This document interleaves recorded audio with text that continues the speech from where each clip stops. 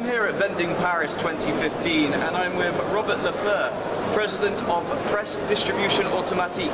Robert, please give me some background information about your company. Yes, okay. It's a new company because it is a new concept. And this machine is particularly the first of the world to distribute newspaper and magazine to the customer in a different way.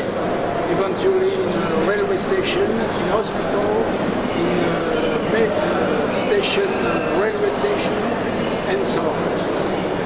It is, the concept is this machine is a satellite of a press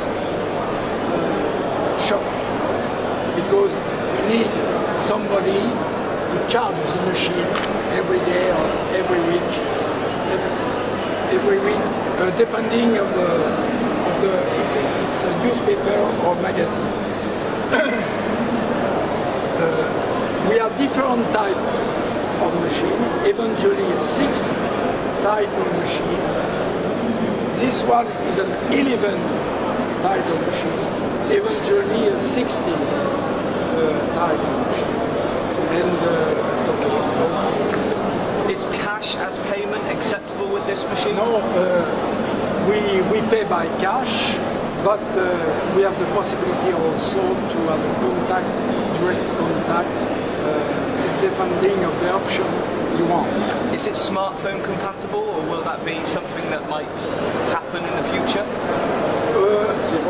No, it is in the future. And how easy is this machine to maintain?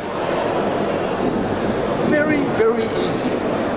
Because if you have something wrong for one magazine, this magazine is positioned in a drawer.